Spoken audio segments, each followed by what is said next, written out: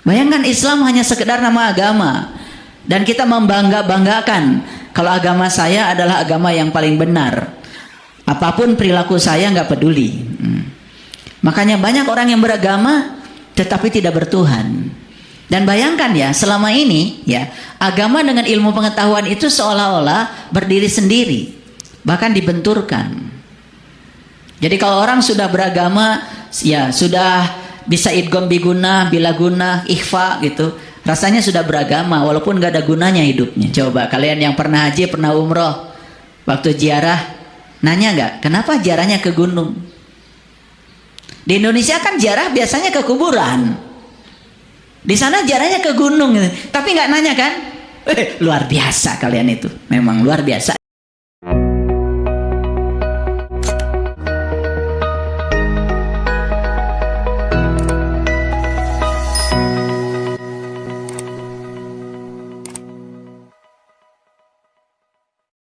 Dinding, jadi seolah di dinding itu ada terowongan yang disebut dengan tunneling.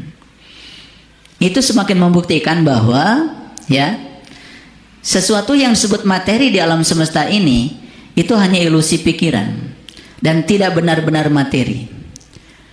Karena semua yang bersifat materi itu hanya satu kemungkinan, di mana energi sedang berkonfigurasi membentuk sesuatu yang disebut berwujud itu. Dan diri-diri kita ini hanya satu konfigurasi dari banyak kemungkinan. Makanya isinya dari ruang kosong ini adalah probability. Dan ruang kosong ini disebut quantum field, disebut medan kuantum. Dan banyak yang tidak sadar bahwa sebetulnya saat ini kita sedang mengambil energi dari ruang kosong lewat nafas kita. Jadi sebetulnya ruang kosong ini apa sebetulnya? Makanya orang fisika mengatakan ruang kosong ini adalah medan kemungkinan. Medan kemungkinan. Dulu fisika klasik menyatakan bahwa ya, segala sesuatu tuh pasti. Makanya dulu ya, kalau orang masuk jurusan IPA disebutnya ilmu eksakta. Udah nggak zaman lagi sekarang, nggak ada eksakta. Karena yang ada adalah probability. Ya, yang ada adalah kemungkinan. Bayangkan ya Bapak Ibu, sudah seperti itu ilmu pengetahuan. Dan rata-rata orang-orang yang mendalami ya, ilmu pengetahuan sedalam ini, mereka juga orang-orang yang kesadarannya tinggi, spiritualnya tinggi. David Hawkins, Joe Dispenza, Thich Nhat Hanh, itu semua tuh saintis. Tapi akhirnya puncak dari pemahaman terhadap alam, mereka menjadi seorang spiritualis. Saya tidak menemukan ya, bagaimana teknik berpasrah yang sebenarnya seperti yang dikemukakan oleh David Hawkins dalam bukunya The Letting Go. Bahasanya David Hawkins adalah letting go.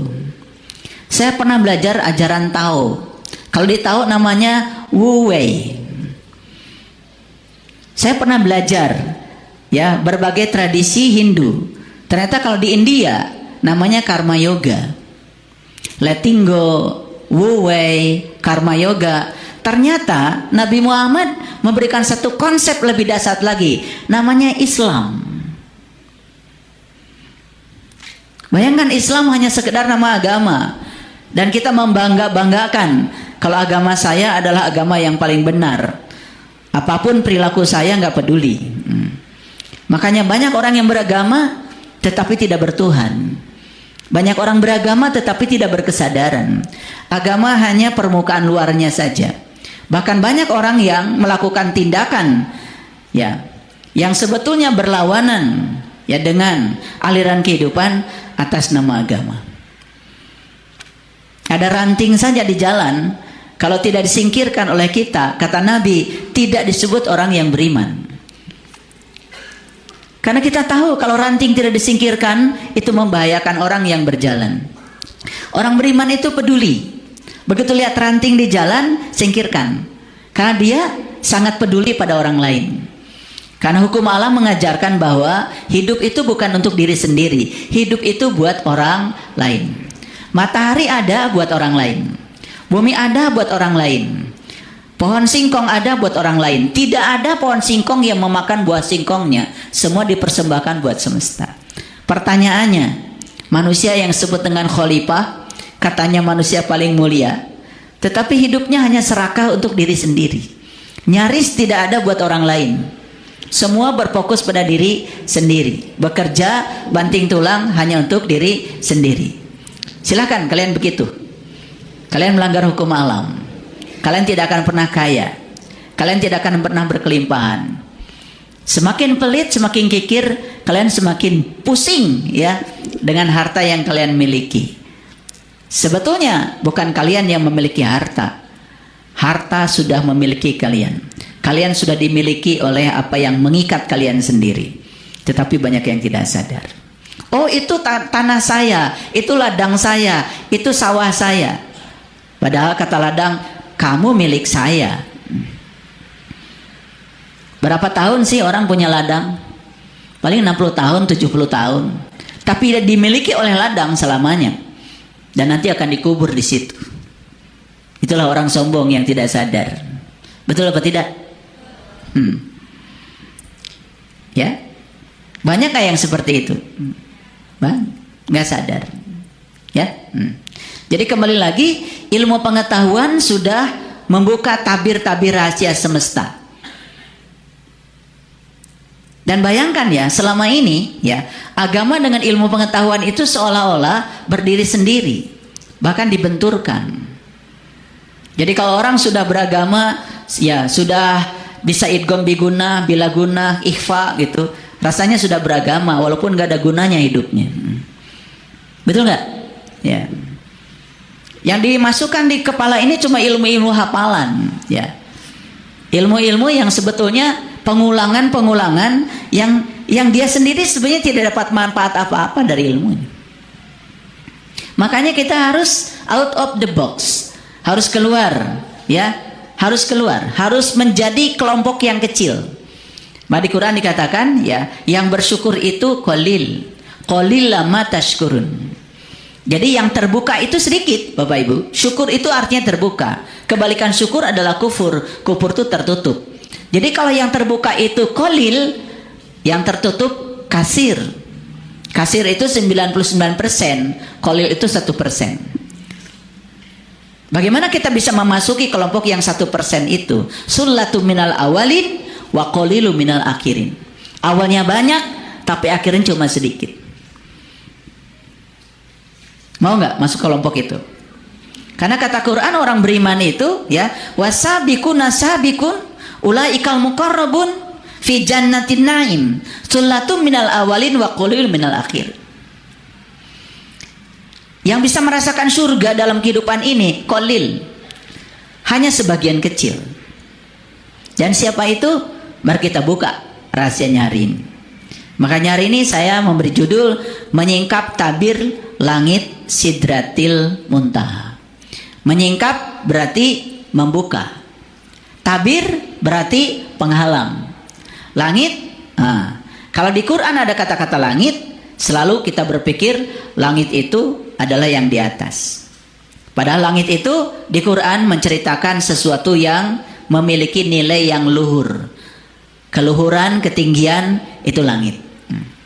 Makanya kita disuruh untuk mendaki. Allah bilang dalam Al-Quran, aku telah tunjukkan 2 jalan loh kepadamu. Tapi Allah tidak menyuruh kita untuk memilih salah satu dari 2 jalan itu. Bahkan Allah ngasih perintah, tidakkah kamu mencoba jalan mendaki? Mendaki pasti ke langit, menuju ke alam-alam yang tinggi. Makanya para nabi, para rasul dalam perjalanan spiritualnya selalu cerita gunung. Nabi Musa cerita gunung, Nabi Ibrahim cerita gunung, Nabi Yunus cerita gunung, Nabi Muhammad pun cerita gunung. Makanya perjalanan umroh, perjalanan haji, semua ziarahnya kan ke gunung. Kalau kita pergi ke Madinah, ziarahnya kan ke Jabal Uhud. Betul atau tidak?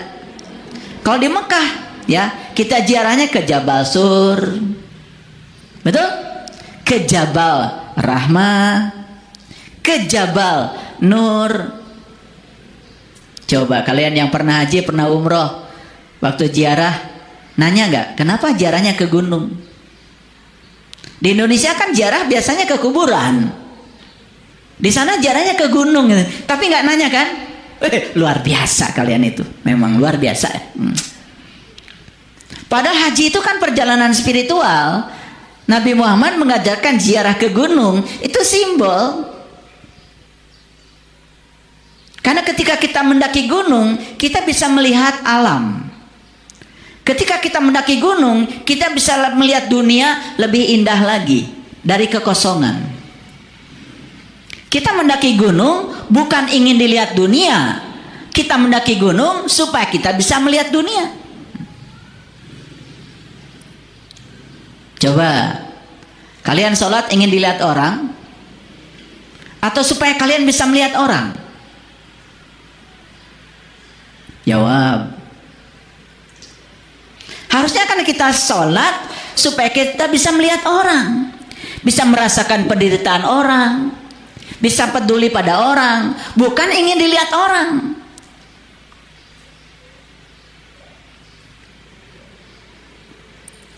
Ada orang yang jadi pejabat, dari rakyat jadi pejabat.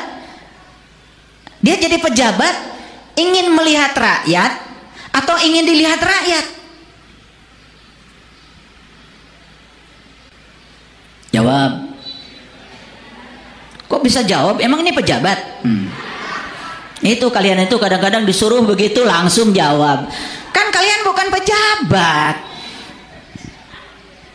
Gitu, dipancing gitu aja langsung jawab. Pejabat itu dia naik jabatannya, naik gunung tuh, supaya bisa melihat rakyat. Kebanyakan malah dia ingin dilihat rakyat. Saya anggota DPRD. Saya anggota DPR. Saya menteri, malah minta dilayani rakyat, bukan melayani rakyat. Karena dia tidak tahu tujuan naik gunung itu buat apa. Betul apa tidak? Betul gitu. Emang kalian pejabat? Gak apa-apa ya, biar didengar sama mereka. Ya ini ngasih pencerahan aja, biar berkah jabatannya. Paham ya? Sidratil Muntaha, Sidratil Muntaha itu dari kata Sidratil Muntaha sudah menjadi bahasa Indonesia. Sidrah itu sadar. Al-Muntaha dalam bahasa Arab artinya puncak. Jadi Sidratul Muntaha itu puncak kesadaran.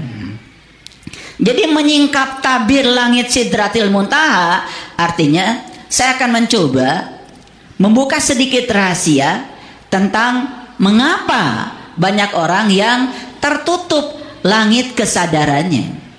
Lalu apa yang menutup dia sehingga dia tidak sadar terus? Itu aja sebetulnya kajian kita hari ini. Ini kompetensi yang mau kita bangun. Ya. Dan untuk bisa menyingkap rahasia ini memang ya diperlukan beberapa hal.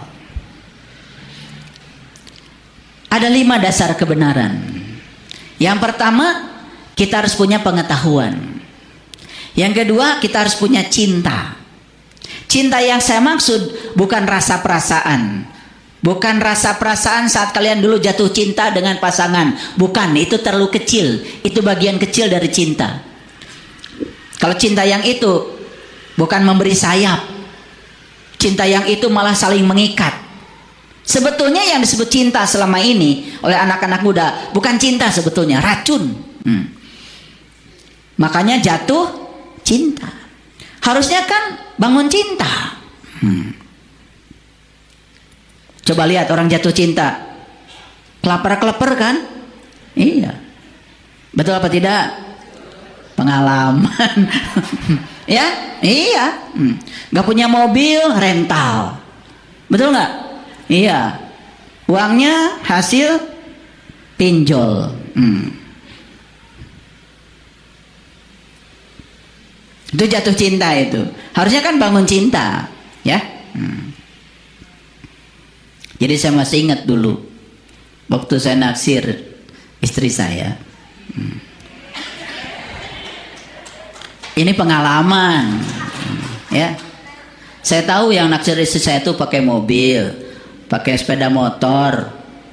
Ya sepeda motornya yang Ya tahun 89 itu orang pakai ekstril itu kan luar biasa. Itu makanya saya waktu naksir istri saya nggak terlalu banyak bicara dengan istri saya. Saya bicara dengan mertua saya, pakai strategis. Jadi saya kalau ngapel itu istri saya entah pergi kemana, tapi saya udah pegang itu. Bapak mertua calon waktu itu, ya ngobrol lah, ngobrol seadanya. Saya orang kampung seperti adanya, sebegitu aja. Saya datang ke rumah beliau, ya jalan kaki, naik angkot, dan saya nggak malu memang adanya begitu, ya. Tapi yang luar biasa, bapak mertua saya bilang, bukan ke saya sih, ke istri saya. Nah yang gitu katanya calon suami yang benar. Yang pakai mobil, pakai motor itu kan punya bapaknya, kata bapak mertua saya. Alhamdulillah saya dapat bapak mertua yang waras. Waras menurut versi saya. Tapi ada juga ya yang ngasih masukan sama istri saya, itu pacar kamu? Iya. Masa sepeda motor aja nggak punya? Ya karena saya tidak mau menjadi orang lain. Saat itu begitu ya begitu aja.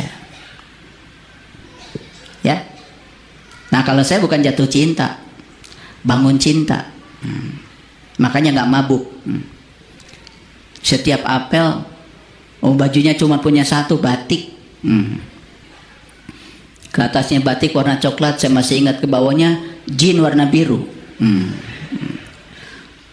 Jadi mau ngapel itu diomelin sama teman-teman saya. Kamu nggak malu katanya itu, ke atas batik, ke bawah jin. Warnanya juga ke atas coklat, ke bawah biru. Coba coklat dan biru, kayak apa itu?